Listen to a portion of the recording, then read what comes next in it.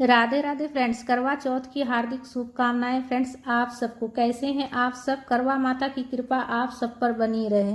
आज मैं आप सबके साथ शेयर करूंगी करवा चौथ की संपूर्ण पूजा विधि। फ्रेंड्स, करवा चौथ का व्रत सभी सुहागनों के लिए बहुत ही खास होता है। फ्रेंड्स, इस दिन जो है ना, सभी सुहागनें पूरा 16 श्रृंगार करके पति की लंबी आयु की कामना करते हुए करवा माता की पूजा करती है, गौरी गणेश की पूजा करती है और पति की लंबी आयु के लिए प्रार्थना करती है माता से। तो देखिए, सबसे पहले पूजा की एक चौकी लगा लेंगे, उस पर लाल रंग के कपड़े का आसन देकर, अक्षत का आसन देकर करवा माता की तस्वीर हो या मूर्ति हो विराजित कर लीजिएगा। और उसमें देखिए, तस्वीर में गौरी गणेश भी हैं, पूरे शिव परिवार है, चांद है, सूरज है, सभी देवी देवता है उसमें। उसके बाद कथा की पुस्तक हो तो वो भी पूजा में रख लीजिएगा कथा पढ़ने के लिए, इसलिए कि जब तक कथा नहीं पढ़ते हैं और सुनते हैं तब तक हमारा जो है ना व्रत जो है ना पूर्ण नहीं होता है। तो इसीलिए से कथा की पुस्तक हो तो वो भी रख लीजिएगा पढ़ने के लिए, या फिर नहीं हो तो आप कथा सुन भी सकते हैं।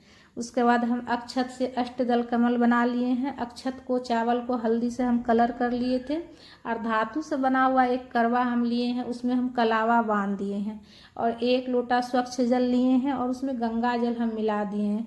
तो कलश स्थापन करेंगे। फ्रेंड्स, सुहाग की पूजा है तो कलश स्थापन जरूर कर लीजिएगा। कलश स्थापन करके पूजा कीजिएगा तो बहुत ही अच्छा होता है। फ्रेंड्स, उसके बाद हम जो करवा लिए हैं, धातु से बना हुआ पीतल का करवा लिए हैं, उसको हम अष्टदल कमल जो बनाए उसी के ऊपर हम विराजित करके और जल से हम भर देंगे। उसमें 5 चीज़ें हमने डाले हैं, गांठ वाली हल्दी, सुपारी, सिक्का, अक्षत और पुष्प, और 7 पत्ते मैं आम का ली हूँ। फ्रेंड्स, देखिए, अगर आपके पास जो है ना कलश अगर धातु से बना हुआ नहीं हो तो आप मिट्टी का भी ले सकते हैं। फ्रेंड्स, उसके बाद 7 पत्ते आम के जो हमने लिए हैं वो कलश में हम लगा देंगे और उसके ऊपर हम पूर्ण पात्र रखेंगे। एक प्लेट में चावल से भर कर रखेंगे और सभी पत्ता में जितने हम आम के पत्ता लिए हैं, 7 पत्ता लिए हम, 7 पत्ता भी आप ले सकते हैं या फिर 5 भी ले सकते हैं। सभी में रोली से हम तिलक कर लेंगे।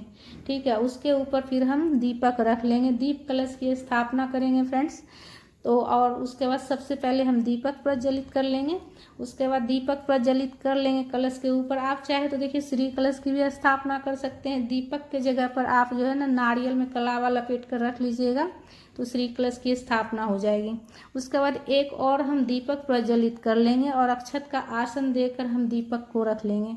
हमारी पूजा का साक्ष्य होता है दीपक। ठीक है फ्रेंड्स, तो दीपक एक और कलश स्थापन कीजिएगा तो उसके ऊपर जो दीपक रखिएगा उसके अलावा एक और दीपक आपको प्रज्वलित करके रखना है। उसके बाद चालनी भी पूजा में रख लीजिएगा। और एक देखिए करवा मैं ली हूँ टूटी वाली, जो होल किया हुआ रहता है ना, वो लिए हैं, उसमें हमने कलावा बांध दिए हैं।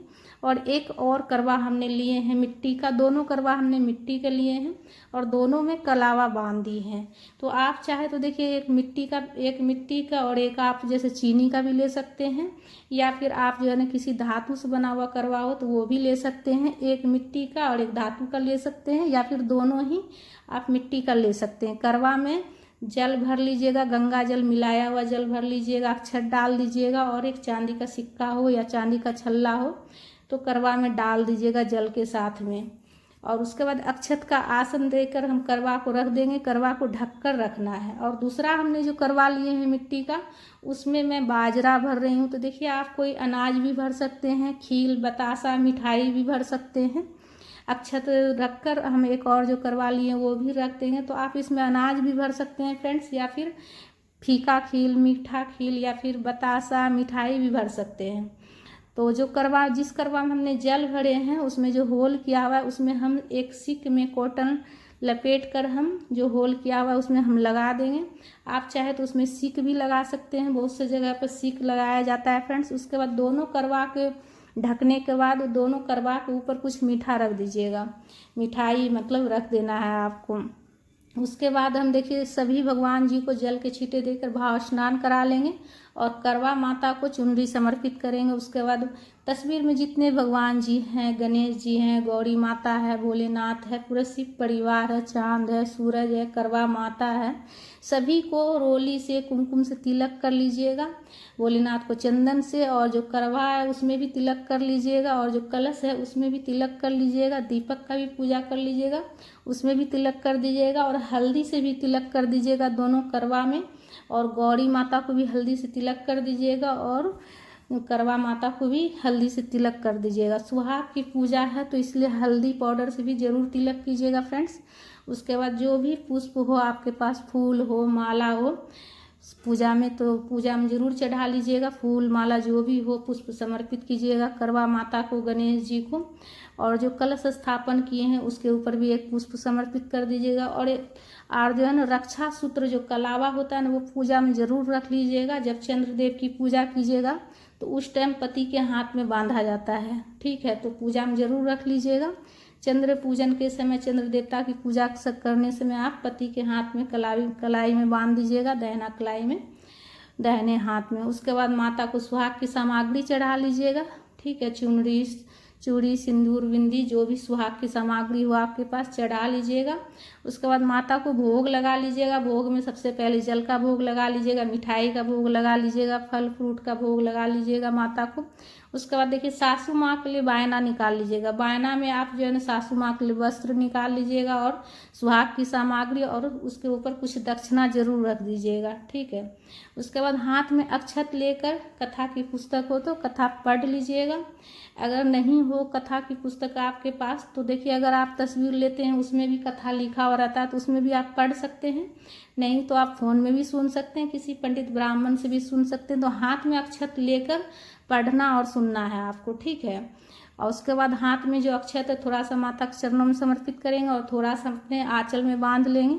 जब चंद्रदेव की पूजा करेंगे तो जल में हम डालकर चंद्रदेव को अर्घ देंगे। उसका बाद धूप प्रज्वलित करके धूप भी दिखा लीजिएगा। उसके बाद पूजा में कुछ दक्षिणा जरूर रखिएगा, इसलिए कि अगर हमारी पूजा में कुछ कमी रहती है तो दक्षिणा रखने से पूर्ति हो जाती है, तो इसलिए पूजा में कुछ दक्षिणा जरूर रख लीजिएगा। उसके बाद देखिए आरती कर लीजिएगा, प्रेम पूर्वक आरती कर लीजिएगा। आरती देखिए आप कपूर से भी कर सकते हैं या फिर आप दीपक प्रज्वलित करके भी आरती कर सकते हैं, ठीक है। तो गणेश जी की आरती गाते हुए आरती कर लीजिएगा। उसके बाद करवा माता की आरती गा लीजिएगा।